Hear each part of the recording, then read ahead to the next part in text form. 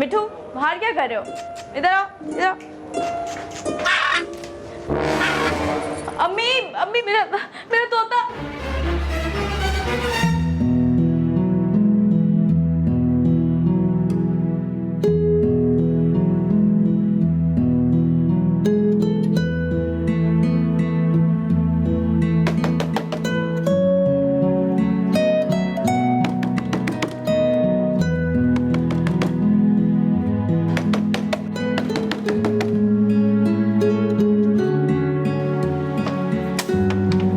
जी फरमाइए।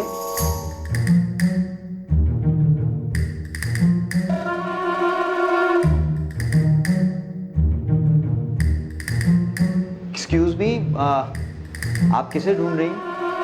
वो तोता तोता आया मेरा। तोता? हाँ, वो मेरा तोता उड़कर आया आपके घर में। जी तोता तो यहाँ कोई नहीं है, अलबत्ता कबूतर है। कबूतर? कैसा कबूतर? कबूतर बहुत मासूम सा परिंदा है, जल्दी हाथ भी आ जाता है। तोते की तरह तोता चश्म भी नहीं होता और बिल्ली को देखकर आंखें बंद कर लेता है। आप कबूतर हैं या मैं बिल्ली? ऐसा है कौन? आज से पहले तो कभी नहीं देखा। जी मैं यहाँ नया नया शिफ्ट हुआ हूँ, नया किराएदार हूँ। वाह, नए नए किराएदार आ रहे हैं, हमें पता भी नहीं है। राउफ नाम है मेरा, अभी एक हफ्ता पहले यहाँ शिफ्ट हुआ।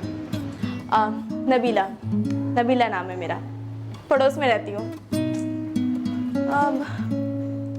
आप अकेले रहते हैं या कोई और भी रहता है? जी और कोई नहीं है, मैं अकेले ही रहता हूँ। घबराने की जरूरत नहीं है, कबूतर की तरह हूँ, बिल्ली को देखते ही आंखें बंद कर लेता हूँ।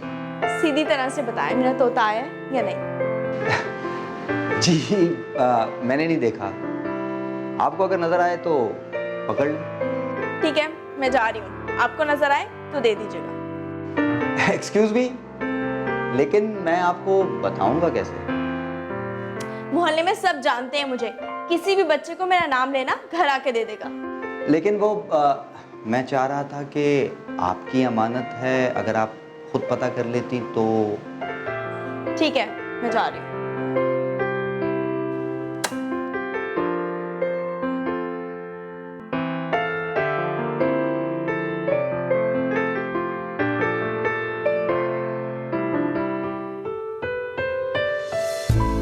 हाँ, वो मेरा तोता उड़कर आया आपके घर में।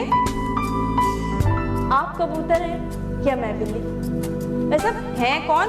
आज से पहले तो कभी नहीं देखा। वाह, नए नए किराएदार आ रहे हैं, हमें पता भी नहीं है। नबीला नाम है मेरा, पड़ोस में रहती हूँ। आप अकेले रहते हैं या कोई और भी रहता है? नबीला, नबीला। जी अम्मा। बेटा नमाज पढ़ ली? अम्मा बस अभी पढ़ रही हूँ। अरे बेटा जल्दी पढ़ लो, अफ्तारी भी बनानी है, तेरा बाप आता होगा। ये वक्त तो ऐसे भागेगा कि पता ही नहीं चलेगा। अम्मा, आज अफ्तारी थोड़ी ज्यादा बना लूं? क्यों, क्या कोई आने वाला है? नहीं, वो ना पड़ोस में नए लोग आए हैं, तो मैंने सोचा कि उनके घर अफ्तारी दे आती हूँ। वैसे भी सवाब का काम है ना रोजा अफ्तार करवाना। तुझे कैसे पता चला? वो मेरा कल ना तोता उड़ के चला गया था, तो मैं उसकी तलाश में गई थी। अरे बेटा, अब तोते का पीछा छोड़ दे। जब वो एक बार उड़ जाता है ना तो फिर वापस पलट कर नहीं आता। मर्दों की तरह? क्या कहा? कुछ नहीं। अब और कबूतर? कबूतर तो बेचारा पालतू परिंदा है, अगर वो उड़ भी जाता है ना तो वापस अपने मालिक की छत पर ही आकर बैठ जाता है। क्यों, अब क्या कबूतर पालने का इरादा है? हाँ अम्मा, सोच तो यही रही हूँ। अच्छा चल ये बता, वो जो नए पड़ोसी आए हैं कैसे लोग हैं? कबूतर जैसे। अच्छा अच्छा, अब ज्यादा बातें नहीं बना, जा अफ्तारी बना जाती। जा रही हूँ।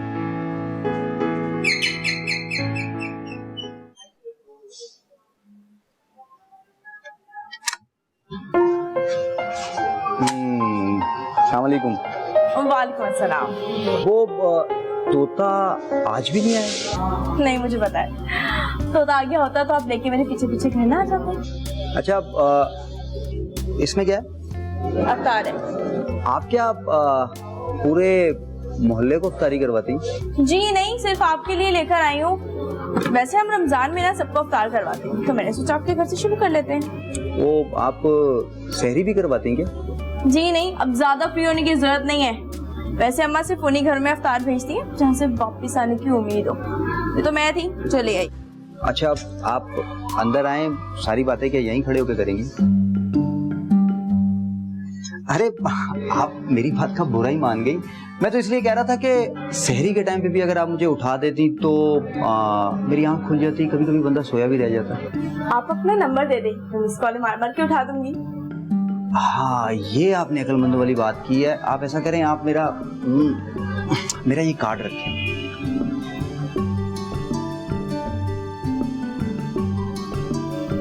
शक्ल से तो क्लर्क लगते हो, ऑफिसर निकल आए तुम। अकेले ही हो या दुनिया में कोई और भी आया तुम्हारे साथ?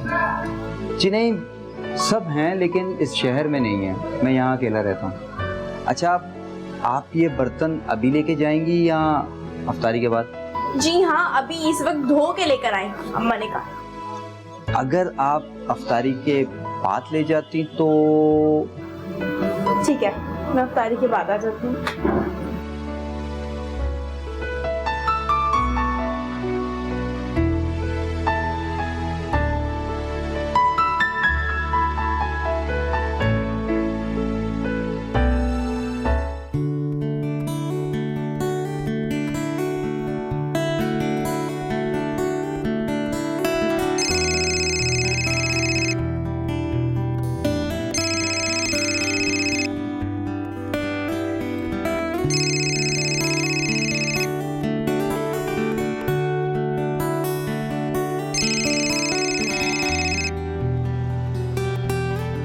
हेलो। रोजा नहीं रखना है क्या? अरे हाँ, बस उठ गया हूँ मैं। बहुत बहुत शुक्रिया। शुक्रिया की क्या बात है, वैसे भी आता सवाब तो मैं ले लूंगी। कुछ खाने को है भी या पानी पी के रोजा रखोगे? नहीं नहीं, मैंने कुछ रेडीमेड इंतजाम किया हुआ है। हाँ, अगर अपने लिए किसी रेडीमेड कबूतरी का इंतजाम कर लेते तो सहरी और अफ्तारी में प्रॉब्लम तो नहीं होती ना मिस्टर कबूतर। अरे आप जो हैं, अब कैसी परेशानी।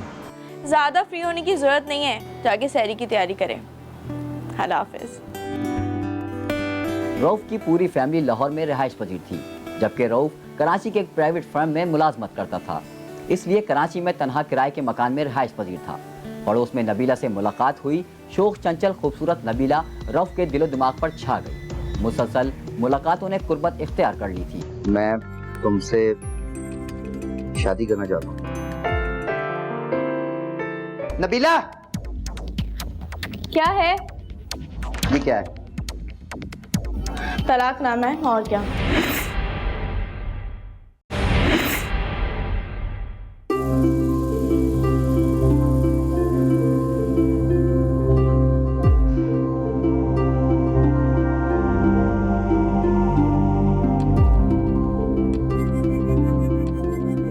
जी जनाब, तो अब क्या हुआ?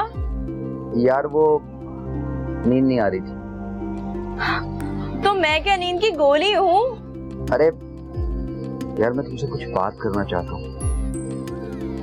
बात तो हम रोज ही करते हैं। लेकिन जो बात मैं तुमसे करना चाह रहा हूँ वो अब तक नहीं कर सका। ऐसी कौन सी बात है? अरे सामने हिम्मत नहीं होती तुमसे बात करने की, इसलिए सोचा फोन का सहारा ले लूं। बड़े ही बुज़दिल हो। वो मैं तुमसे शादी करना चाहता हूँ। क्या हुआ, तुम खामोश क्यों हो? देखो, अगर तुम्हें मंजूर नहीं है तो मैं तुम्हें इंसिस्ट नहीं करूंगा। मैं तुम्हें पसंद करता हूँ, इसलिए मैंने सोचा मैं तुमसे बात करूं। तुम जवाब तो दो। मिस्टर, शादियां आधी रात को फोन पे नहीं तय होती हैं।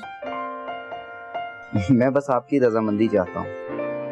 तो इसके लिए दिन की रोशनी में मेरे घर पे आ जाए। और आपकी अम्मी? शादी मेरी है तो मर्जी भी मेरी होगी। अच्छा ठीक है। ठीक है, तो कल आ जाओ। वो सब तो ठीक है बेटा, हम आपके बारे में इतना ज़्यादा तो नहीं जानते। नबीला ने कहा तो मुझे कोई एतराज़ नहीं, मगर बेटा कुछ खदशात ज़रूर हैं। आंटी, मैं नबीला को अपने बारे में सब कुछ बता चुका हूँ। मेरी फैमिली लाहौर में है, अगर आप लोग चाहें तो मैं मिलवा सकता हूँ। अरे नहीं नहीं बेटा, ज़िंदगी तो नबीला को गुजारनी है, बल्कि मेरा तो ये ख्याल है कि तुम दोनों मिलकर आपस में फ़ैसला कर लो कि क्या बेहतर है। अच्छा, अब तुम दोनों बातें करो, मैं चाय लेकर आती हूँ।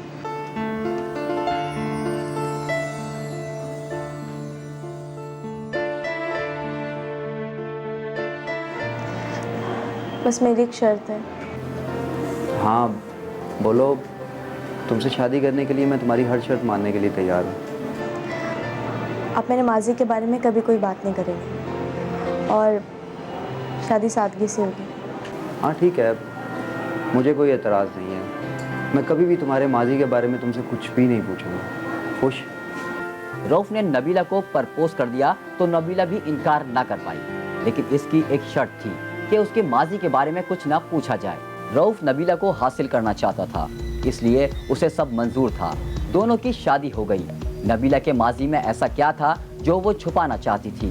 3-4 माह हंसी खुशी गुजरे और फिर एक दिन नबीला के माजी से पर्दा उठ गया।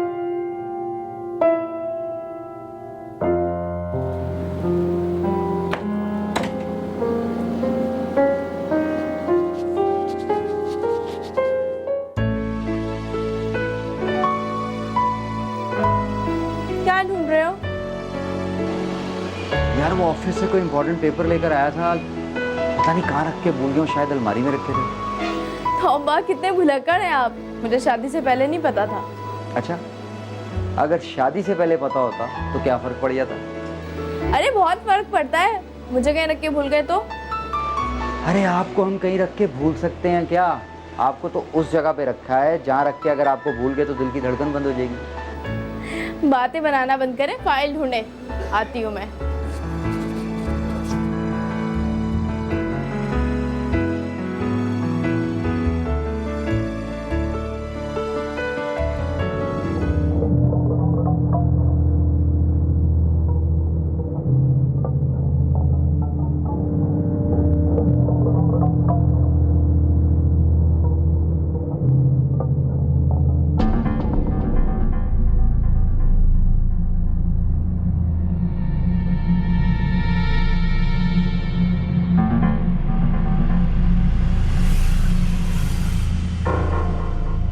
नबीला, नबीला, क्या है? ये क्या है? तलाकनामा है। और क्या, पढ़ा नहीं आपने? तुम तलाक याफ्ता हो, तुमने ये बात मुझसे क्यों छुपाई? ऐसा बोले, आपने मुझसे वादा किया था कि मेरे मासी के बारे में कभी कुछ नहीं पूछेंगे, और मुझे क्या पता था सुबह से ये ढूंढ रहे थे आप। मैं ये नहीं ढूंढ रहा था, वो तो अचानक अलमारी में से मेरे हाथ में आ गई। मिल गया था तो भूल जाते। ये मेरा माजी है, इसमें कोई बात नहीं हो सकती। लेकिन एटलीस्ट तुम मुझे बता तो सकती थी। मैंने सोचा था कि वक्त के साथ साथ आपको सब बता दूंगी, लेकिन आपको कोई हक नहीं पहुंचता इस तरह मेरे माजी को टटोलते फिरे। I am sorry Nabila, in fact मैं तुम्हारी मोहब्बत में ये भूल गया था कि तुम्हारा माजी मेरा नहीं। I am sorry. आइंदा ध्यान रखना ऐसा कुछ ना हो, वरना हमारा साथ रहना मुश्किल हो जाएगा। मेरा मतलब ये नहीं था, अगर तुम बता देती तो। खालिद कज़न था मेरा, उससे मेरी शादी हो गई, लेकिन शादी के बाद वो गलत सोबत में पड़ गया, शराब पीने लगा, मुझे मारने पीटने लगा, हमारी लड़ाई झगड़े होने लगे रोजाना।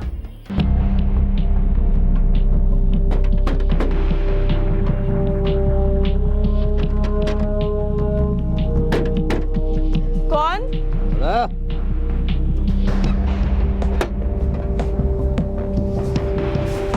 जल्दी नहीं खोल सकती है दरवाजा है? आपने आज फिर शराब पी है? हाँ पी है, पीने की चीज थी, सब पीते हैं, थोड़ी सी पी ली। हटो आगे से। आपने मुझसे वादा किया था कि आइंदा कभी शराब नहीं पिएंगे। तुम्हें देखता हूँ तो वादा कर लूं, बोतल को देखता हूँ तो वादा तोड़ दूं। तुम मेरी बीवी हो, माँ मत बनो। हट इधर से। आपने धक्का दिया मुझे। हाँ मैंने तुम्हें धक्का दिया। तुम्हारे हाथ पांव भी तोड़ सकता हूँ क्योंकि मैं बस तुम्हारा शौहर हूं। मैं ऐसे शराबी शौहर के साथ नहीं रह सकती। नहीं रहना तो कहाँ जाऊंगा। तुम्हारे ऐसी औरतें मेरे आगे पीछे घूमती हैं। जाओ घर को जाओ यहाँ से। मैंने तुम्हें तलाक, मैं तुम्हें तलाक देता हूँ। क्या मैंने तुझे तलाक दी?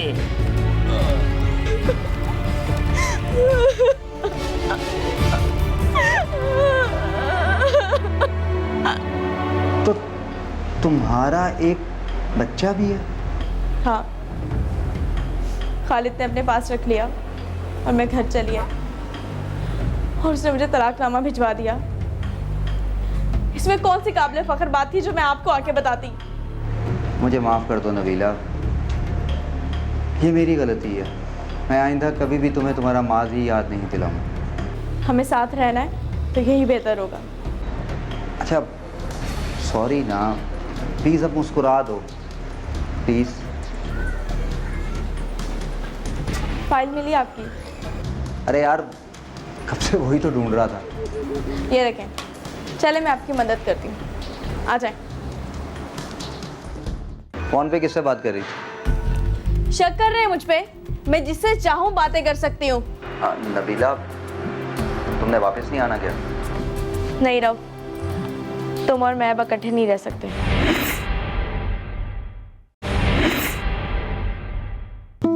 आज मैं तुम्हें ऐसा खाना खिलाऊंगा कि तुम अपनी उंगलियां चाटती रह जाओगी।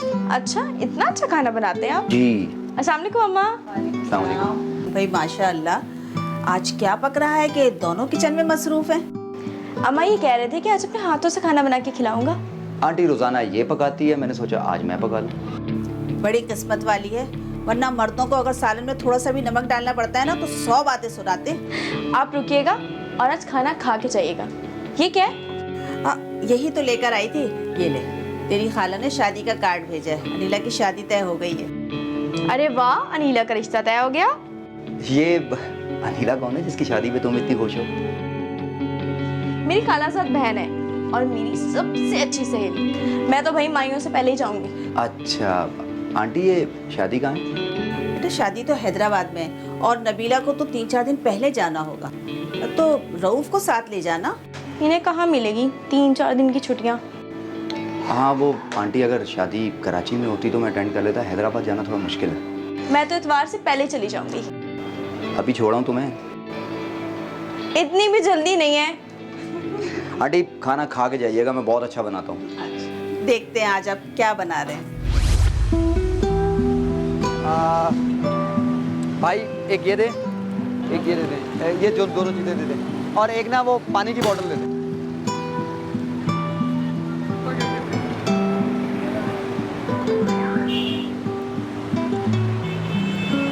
यार तुम अकेली जा रही हो, अम्मी को भी साथ ले जाती तो अच्छा था ना।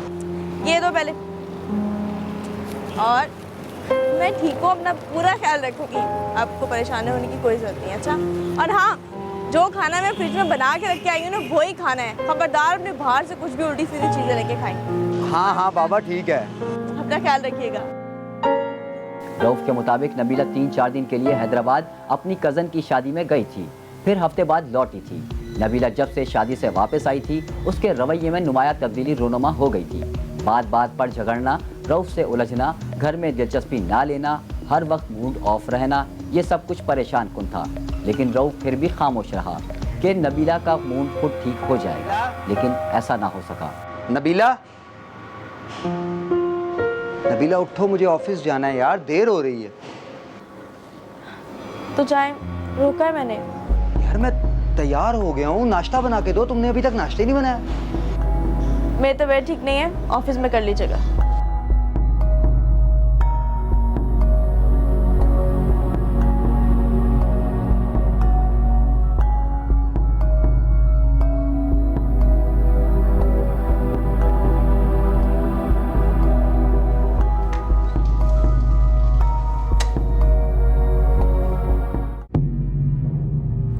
अच्छा ना, ठीक है। अच्छा, मिलते हैं बाबा।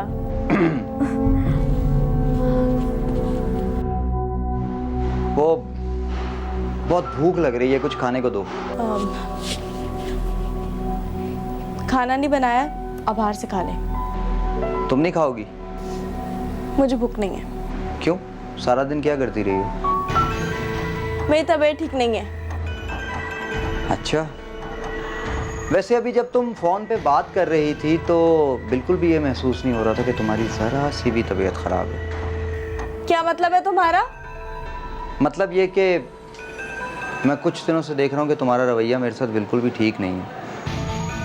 ये फोन पे किससे बात कर रही थी? शक कर रहे हैं मुझ पे?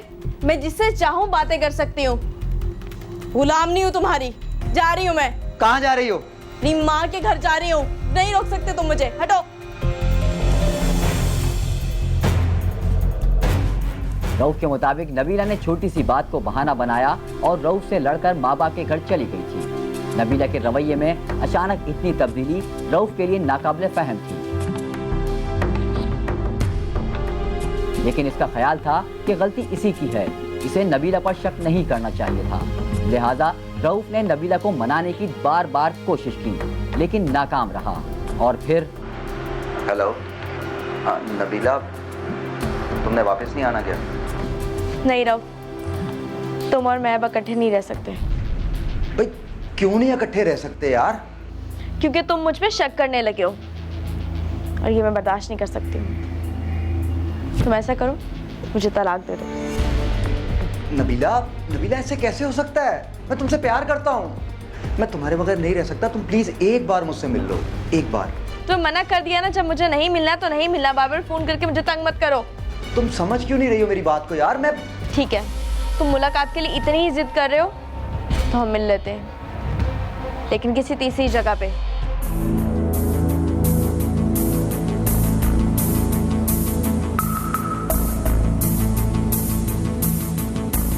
तुमने मुझे यहाँ क्यों बुलवाया? तुम ही तो मिलने की जिद कर रहे थे। अरे यार, हम लोग मियाँ बीवी हैं, ये कोई मिलने की जगह? मियाँ बीवी, ये भी खूब कही तुमने। मियाँ बीवी अलग अलग घरों में नहीं रहा करते। और तुम्हें आज यहाँ इसलिए बुलवाया है ताकि तुम्हारे साथ फाइनल राउंड खेला जाए। Final round? क्या मतलब? ये तुम्हें मैं बताऊंगा। तुम लोग कौन हो? मैं तुम्हारी बीवी का साबका शौहर। खालिद? हाँ, बिल्कुल सही पहचाने, खालिद। और अब हम दोनों दोबारा शादी करना चाहते हैं, लिहाजा तुम इसे फौरन तलाक दे। क्या बकवास कर रहा है यार तू? नहीं देगा तलाक? तलाक दे इसको। खालिद, खालिद ये तू अच्छा नहीं कर। आप खालिद, मछली आती तेरे। तलाक कैसे? खालिद ये यार, ये क्या? ये खालिद, खालिद तलाक दे रहा नहीं दे रहा तू? तलाक दे रहा नहीं दे रहा?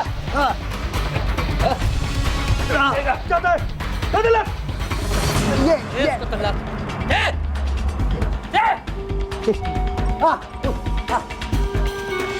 मैं तुझे बोल रहा हूँ, इसको तलाक आखिरी बार बोल रहा हूँ तेरे से।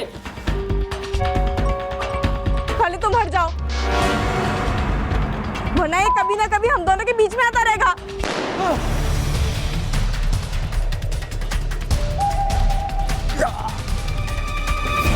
तुम बेवकूफ, तू निकल।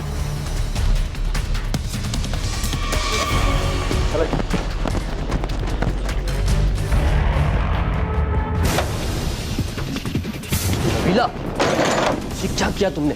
सीधी गोली चला दी। यही ठीक था जो मैंने किया। चलो ठीक है, जो हुआ अच्छा हुआ। वैसे भी तुम्हें कुछ नहीं पता। तुम तो अपनी माँ के घर रहती हो ना। मैं नहीं चाहती थी हम दोनों के दरमियान किसी भी तीसरे का खतरा हो। सिर्फ चंद दिन की बात। ज्यादा दिन जुदाई बर्दाश्त नहीं होती। घबराओ नहीं तुम, हाथ मुंह धुलो।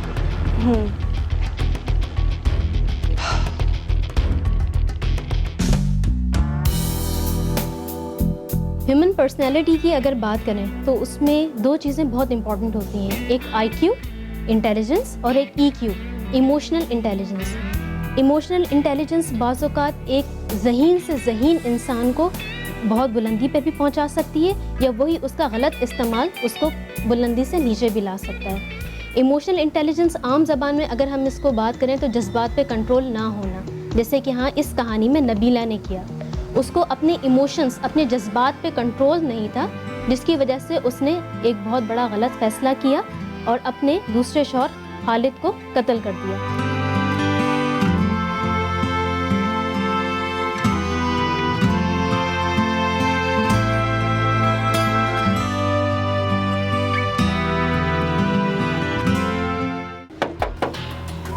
कौन आ गया इस वक्त? पता नहीं, मैंने तो किसी भी सहेली को नहीं बुलवाया। हो सकता है कि आपका कोई दोस्त हो। मजी मुझे माफ कर दे खुदा के लिए। देख बेटा, अब तू तौबा कर या माफी मांग, अब कुछ नहीं हो सकता।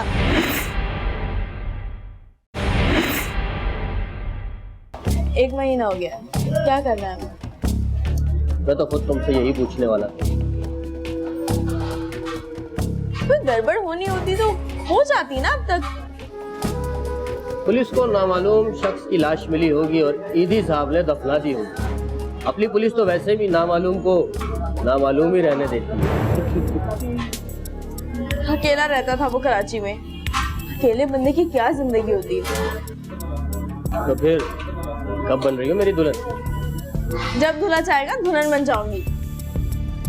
इसका मतलब है कि इसी हफ्ते काजी को बुलाना पड़ेगा।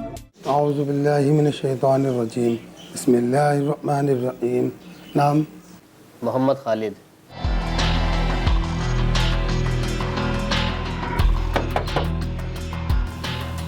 तो कौन आ गया इस वक्त? पता नहीं, मैंने तो किसी भी सहेली को नहीं बुलवाया। हो सकता है कि आपका कोई दोस्त हो। जाओ यार जरा। अरे भाई साहब, आप तो शुरू करें।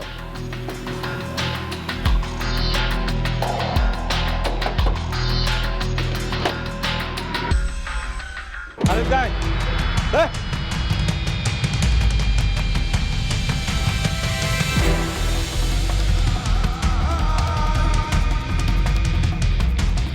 हाजी साहब, निकाह पे निकाह पढ़ा रहे हो? तुम? अभी तो मैं जिंदा हूँ।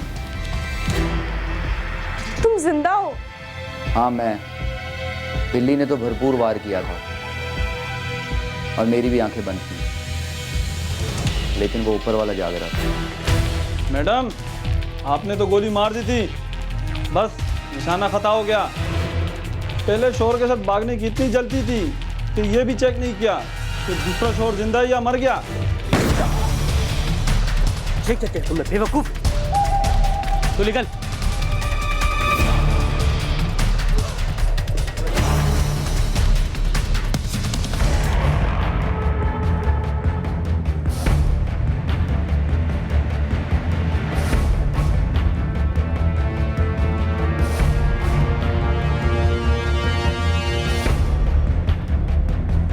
इंस्पेक्टर, लेकिन ये मर जाता तो तुम्हारे सामने कैसे आता? ले चलो इन दोनों को। चलो बीवी। काजी साहब, निकाह पे निकाह पढ़ा रहे थे, चलो। पुलिस के मुताबिक थाने ले जाकर उनसे पूछताछ की तो दोनों मुल्जिमान ने अपने जुर्म का इकरार कर लिया। मुल्जिमान नबीला का कहना है कि वो अपने पहले शौहर खालिद से दोबारा शादी करना चाहती थी और जब पुलिस ने रेड किया उस वक्त वो निकाह में मसरूफ थे, क्योंकि उनका ख्याल था कि रऊफ मर चुके थे। हेलो हेलो नबीला, खुदा के लिए फ़ोन बंद मत करना, मेरी बात तो सुनो। नबीला, मैं तुम्हारा गुनाहगार हूँ, मुझसे बहुत बड़ी गलती हो गई, खुदा के लिए मुझे माफ़ कर दो। मैं हर सज़ा के लिए तैयार हूँ। बड़ी जल्दी एहसास हो गया तुम्हें? शराब पीते हुए एहसास नहीं हुआ? मुझे तलाक देते हुए एहसास नहीं हुआ? मुझसे मेरा बच्चा छीनते हुए एहसास नहीं हुआ? तो अब कैसे एहसास हो गया तुम्हें? तुम जानती हो मैं तुमसे कितनी मोहब्बत करता हूँ, तुम्हें कितना चाहता हूँ। मैं अब तलाफी करना चाहता हूँ। मुझे सब याद है, एक एक लम्हा याद है जो तुम्हारे साथ गुजारा है, पर तुमने सब खत्म करके रख दिया। मैं कफारा अदा करूंगा, तुमसे दोबारा शादी करूंगा। हर चीज़ का कफारा नहीं होता है। तलाक के बाद कुछ नहीं हो सकता। मैं तुम्हारे घर आऊंगा, बड़ों को बीच में बिठाऊंगा, तुम देखना कोई ना कोई रास्ता निकल आएगा इंशाल्लाह। तुम्हारी कोशिश करने से कुछ नहीं होगा। ठीक है, अल्लाह हाफिज। अम्मा जी मुझे माफ कर दे, खुदा के लिए। जिस वक्त तुम अपनी जबान से तलाक का लफ्ज निकाल रहे थे उस वक्त तुम्हें ख्याल नहीं आया? अब आंसू बहाने से कुछ नहीं होगा। तुझे शर्म नहीं आई? तुम दोनों ने पसंद की शादी की थी, है तो अपने ख्वाबो ख्याल में नहीं सोच सकता कि तू उसे तलाक देगा। आप सब लोग मेरे बड़े, खुदा के लिए कोई रास्ता निकाले, वरना हमारा बच्चा रुल जाएगा। तुझे तलाक देते हो बच्चे का ख्याल नहीं आया? आप लोग जो सजा देंगे मुझे मंजूर है, मगर देख बेटा, अब तू तौबा कर या माफी मांग, अब कुछ नहीं हो सकता। और हाँ, कान खोल कर सुन ले कि अब नबीला का नाम तेरी जबान पे नहीं आना चाहिए। अरे हटो। दोबारा शादी का सिर्फ एक रास्ता बचता है। वो क्या? दोबारा शादी उसी सूरत हो सकती है कि औरत की कहीं और शादी हो जाए, फिर इत्तेफाकन वो बेवा हो जाए या दोबारा तलाक हो जाए, फिर पहले शौहर से शादी जायज़ हो सकती है। वरना ये इस तरह कैसे हो सकता है? पुलिस के मुताबिक रऊफ एक शरीफ आदमी है। मुलजिमा ने इकरार कर लिया है कि पूरी प्लानिंग उसने हैदराबाद में शादी के दौरान की थी, जहां खालिद भी मौजूद था।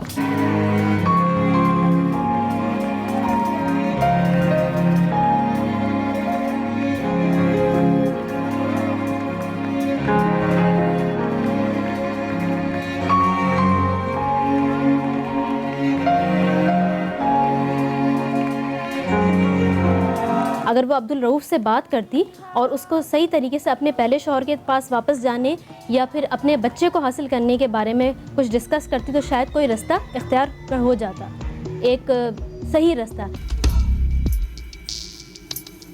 नबीला, मैं भी तुमसे बात करना चाहता था। सब रास्ते बंद करने के बाद गलती का खुमियाजा भी तो भुगत रहा हूँ, तलाफी करना चाहता हूँ। लेकिन अब क्या हो सकता है, तुम्हें किसी और की बीवी हो। इसीलिए तो कह रहा हूँ कि हम दोबारा शादी कर सकते हैं।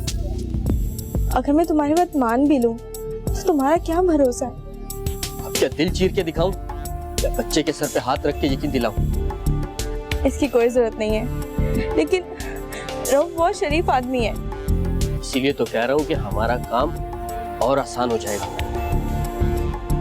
लेकिन वो ना माना तो? नहीं मानेगा तो फिर उसे मना लेंगे। मुलजिमा नबीला ने इकरार किया कि मैं और खालिद दोबारा शादी करना चाहते थे।